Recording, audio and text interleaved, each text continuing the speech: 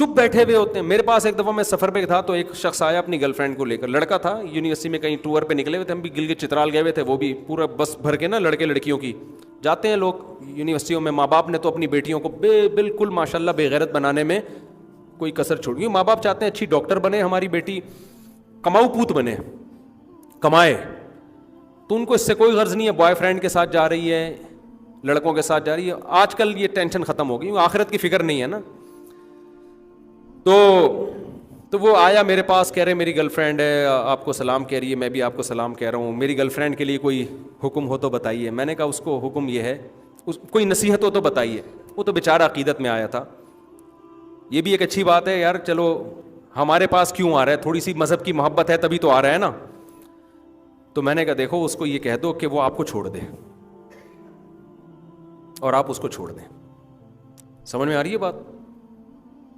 تو بری تو لگی ہوگی اس کو, لیکن میں نے کہا پارسل تو کرو نا یار, تاکہ اس رشتے کو لوگ فخر سے کم از کم بولو نا. اگر میں کہتا اچھا گرل فرینڈ اس کو سلام کہیے گا میرا, اپنی گرل فرینڈ, اس کی نظر میں یہ ہوتا ہے کہ یہ کوئی بری بات نہیں ہے. تو میں نے کہا یار آپ کی گرل فرینڈ نے جو کہا ہے کہ مفتی صاحب کو سلام پہنچا دیں اور کوئی نصیحت ہو, میں نے کہا پہلی نصیحت تو یہی ہے کہ وہ آپ کو چھوڑ دیں. اس سے آگے میں نہیں بڑھا کہ بھنگی چمار, یہ اس لیے نہیں بڑھا کہ یہ موقع نہیں تھا, کیونکہ وہ عقیدت محبت میں جب ایک آ رہا ہو نا تو پھر بھنگی چمار نہیں کہا جاتا اس کو, ٹھیک ہے نا.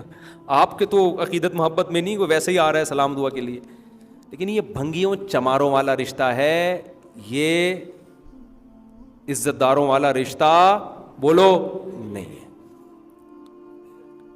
پھر مجھے بعد میں فوراً ایک دم بعض دفعہ ایمرجنسی میں کوئی بات ہوتی ہے نا, تو بعد میں مجھے خیال آیا کہ مجھے ایک جملہ ایڈ کر لینا چاہیے تھا کہ اگر اسی کے ساتھ رہنا ہے تو نکاح کر لو اور آ جاؤ, میں نکاح پڑھا دیتا ہوں یہیں پہ.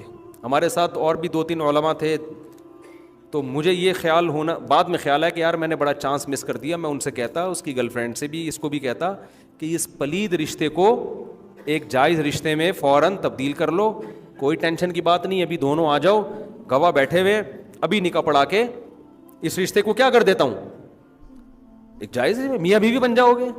اور رہنے کی نیت سے, اس نیت سے نہیں کہ گلگت سے واپسی کے ٹور پہ ہم نے کیا کرنا ہے, وہ اس نے عدالت سے خلا لینی اور اس نے طلاق دینی ہے, ایسا کچھ نہیں. رہ لو یار, کیا جا رہا ہے یار تمہارا, کتنا آسان ہے, ابھی بھی تو گھوم ہی رہے ہو نا, میاں بیوی بن کے گھومو, لائف کو انجوائے کرو اور رہنے کی نیت سے. لیکن وہ جب بات آئے گی اوڑے ایکچولی رخصتی کیسے ہوگی, ایکچولی ابھی ایجوکیشن اور ٹوپی ڈرامے بکواسات شروع ہو جائیں گے, فوراً ایک لمبی کہانی شروع ہو جائے گی. اور میں ایسی لڑکیوں کو جو بوائے فرینڈ کے ساتھ گلگت کے ٹور پہ نکلی ہوئی ہے, یہ بھی مشورہ نہیں دیتا کہ اپنی اماں سے پوچھو. اصولی طور پر تو لڑکی کو چاہیے شادی سے پہلے اپنے ماں باپ سے پوچھے. میں کبھی ایسی شادی نہیں کراتا کہ لڑکی کو میں باپ سے پوچھے بغیر اس کا کہیں نکاح پڑھا دوں. لیکن جب تو گھر سے نکل گئی ہے, یہاں ابا کو بتا کے ابا نے اس سے نہیں روکا, اس کا مطلب ابا شادی سے روکنے کا تو اب ابا نے حق اپنا خود ہی ختم کر دیا ہے. جب تم ایک بوائے فرینڈ کے ساتھ راتیں ہوٹل میں گزار رہی ہو, یہ کام ابا سے پوچھ کے کیا اس نے, کیا ہو گیا؟ تو اب میں اس کے ابا سے پوچھ کے اس کا نکاح کراؤں گا؟ تو میں تو کراؤں گا اس کا نکاح کہ بھائی یہ یہاں تک آ گئی, ابا آپ سے پوچھے بغیر, آپ روکتے تو رک نہیں سکتی تھی, یا آپ نے روکا ہی نہیں, اس کا مطلب آپ نے اس کو زنا کی اتھارٹی دے دی ہے, تو پھر میں اس کا آپ سے پوچھے بغیر نکاح پڑھاؤں گا. سمجھ میں آ رہی بات؟ پھر ابا کل کہیں گے نا کہ آپ نے ہمارا نکاح کیوں پڑھا, میں کہوں گا دونوں گھوم رہے تھے, راتیں گزار رہے تھے اکٹھے, اس برائی سے روکنے کے لیے ہم نے کیا کیا ہے, ان کا نکاح پڑھا دی. وہ کہیں گے آپ کون ہوتے ہو میری بیٹی کا نکاح پڑھانے والے؟ تو میں اس سے کہوں گا آپ اس بچی کے باپ بعد میں ہو, اس بچی کا حق پہلے اللہ سے کیا ہے, بولو نا, اللہ کا رشتہ پہلے مقدس ہے, اللہ اس برائی کو پسند نہیں کرتا. تو اللہ نے مجھے یہ اتھارٹی دی ہے کہ آپ کی ولایت نکاح کے معاملے میں اس پہ ساقط ہو چکی ہے, آپ اس کے ولی شادی بیاہ کے معاملے میں رہے نہیں ہو. سمجھتے ہو کہ نہیں سمجھتے؟ تو مجھے خدا نے اجازت دی ہے کہ میں ان کا نکاح پڑھا دوں آپ سے پوچھے بغیر, کیونکہ یہ کام کے لیے بھی تو ولی کی اجازت چاہیے تھی نا. تو ولی کے لیے جائز تھا, اجازت دے دیتا کہ ابے نکاح کے لیے جب ولی کی اجازت ضروری ہے تو کیا بوائے فرینڈ بنانے کے لیے ضروری نہیں ہے, اور ولی کے لیے جائز ہے کہ اس کو اجازت دے. تو جس ولی نے اپنی بیٹی کو بوائے فرینڈ رکھنے کی اجازت دے دی ہے تو وہ اس کو شوہر بنانے سے کیسے روک سکتا ہے؟ نہیں آ رہی کھوپڑی میں تو جو چل رہے ہو چلتے رہو بیٹھ کے. بال اصل بات میں یہ کر رہا تھا, جب کوئی بتایا کہ نا میری گرل فرینڈ ہے, تو بولا یار بڑا گندا بھنگیوں والا کام کیا, اور سنائیے کیسے آنا ہوا آپ, فوراً موضوع چینج کر دو کیونکہ پھر وہ برسے گا آپ کے اوپر, تو کون ہوتا ہے مجھے روکنے والا. تو ایک دفعہ یہ پارسل کر دیا کرو تاکہ اس کو شاید اس کے ضمیر جاگ جائے کہ میں کوئی اچھا کام نہیں کر رہا, شاید اپریشیٹ نہ کیا کرو. اور گرل فرینڈ کا جو رشتہ ہے نا, یاد رکھو اس کے جوڑنے کا کوئی ثواب اسلام میں نہیں ہے. غیر مسلموں میں گرل فرینڈ کا کلچر ان کے کلچر کا حصہ بن چکا ہے, اسی وجہ سے یہ چیز مسلم سوسائٹی میں بھی امپورٹ ہو رہی ہے. خوب سمجھ لو, سب سے غلیظ اور گندا اور پلید اور ناپاک اور گوبر والا رشتہ بوائے فرینڈ اور گرل فرینڈ کا رشتہ ہے. یہ اتنا غلیظ رشتہ, کسی کو بتاتے ہوئے نا شرمایا کرو کہ میری گرل فرینڈ ہے. یہ ناپاک رشتہ ہے, اس محبت پہ کوئی ثواب نہیں ملتا. ان کا فزیکل ریلیشن ہوا, 4 گواہوں سے ثابت ہو گیا ان کمبختوں نے زنا کیا ہے, تو اسلام کہتا ہے ان کو کوڑے مارو. شادی شدہ نے گرل فرینڈ رکھی ہوئی ہے, اسلام کیا کہتا ہے, حکومت کو کہتا ہے آپ نہ یہ کام کریں کہ اس کو زمین میں گاڑ کے پتھروں سے مار کے ہلاک کر دو. اور کنوارا یہ کام کرتا ہے, گرل فرینڈ رکھتا ہے, تو اسلام کیا کہتا ہے, چوک پہ 100 کوڑے مارو اس کو. اتنا غلیظ, اتنا گندا, اتنا پلید رشتہ کس کا, گرل فرینڈ اور بوائے فرینڈ کا. غیر مسلموں میں فخر ہے, پوچھتے ہیں آپ کی کوئی گرل فرینڈ ہے تو اس کو یہ تحفہ دیں. آپ زمین میں گڑ جایا کرو یہ بتاتے ہوئے کہ میری کوئی گرل فرینڈ ہے. نہیں آ رہی میرا خیال ہے بات سمجھ میں؟ گرل فرینڈ سے رشتہ جوڑو گے, خدا کی نظر میں ناپاک اور پلید بن جاؤ گے, زانی کہلاؤ گے. بیوی سے جتنا قریب ہوگے اللہ کی نظر میں اتنے ہی مبارک اور مقدس بن جاؤ گے. سمجھتے ہو, بیوی سے محبت پہ ثواب ہے. بیوی کے سامنے جھوٹی تعریف کرنے پر بھی, حدیث میں آتا ہے جھوٹ بولنا کہیں بھی جائز نہیں ہے, لیکن بیوی کو خوش کرنے کے لیے, اس کی جھوٹی تعریف کے لیے جھوٹ بولنے پر بھی ثواب کر دیا. اللہ تعالی نے قانون چینج کر دیا اپنا کہ اگر جھوٹ موٹ تعریف کر دو کہ خوش ہو جائے گی وہ, تو کوئی بات نہیں ہے, جھوٹ بولنا بھی جائز ہے. اتنا اللہ کو میاں بیوی کا رشتہ محبوب ہے. نبی صلی اللہ علیہ وسلم نے فرمایا جب مرد اپنی زوجہ سے خواہش پوری کرتا ہے اللہ اس پہ بھی ثواب دیتے ہیں.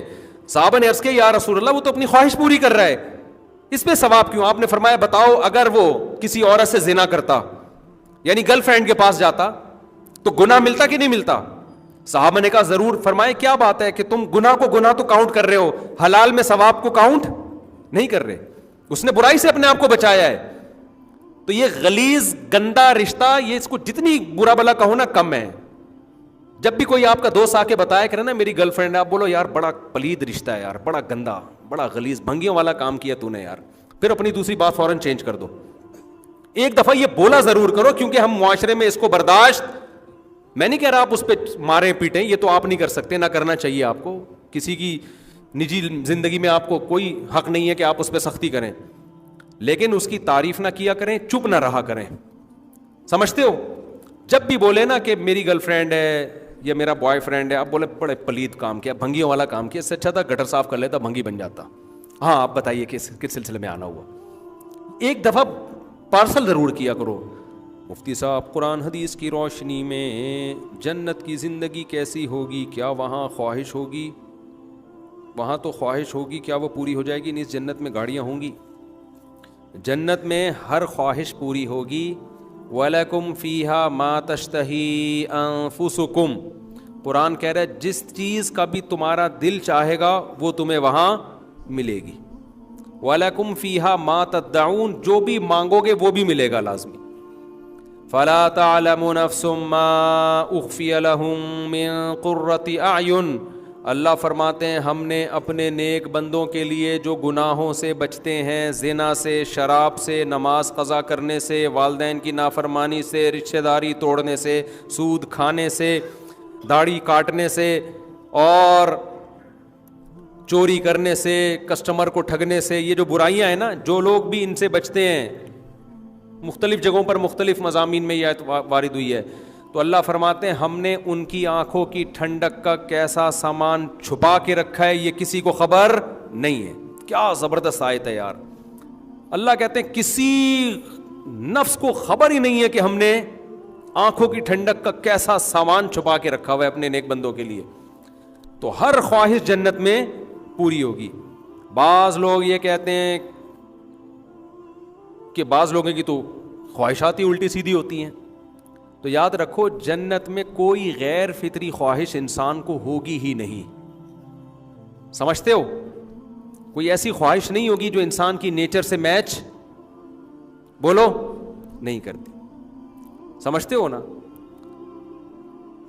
اکثر خواتین یہ سوال پوچھتی ہیں کہ ہم نے ایک میاں کے ساتھ بمشکل گزارا کیا، ظالم میاں کے ساتھ نبھایا بچوں کی خاطر، اب وہ مر گیا، ہم نے دوبارہ شادی نہیں کی، تو علماء سے یہی سنا ہے کہ جنت میں یہی والا ملے گا جو لاسٹ میں آپ کا میاں ہوگا. تو ہماری تو خواہش ہے کہ ہمیں یہ والا نہ ملے، ہمیں تو وہ والا ملے. کوئی سا بھی ان کی نظر میں ہوتا ہے. سمجھتے ہو؟ تو اس کا جواب یہ ہے کہ یہ جو میاں ہے اگر یہ برا تھا تو جنت میں جائے گا ہی نہیں.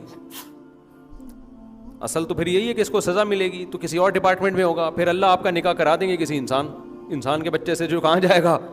جنت میں. اور اگر یہ جنت میں گیا کسی کی سفارش کی وجہ سے تو اللہ آپ کے دل میں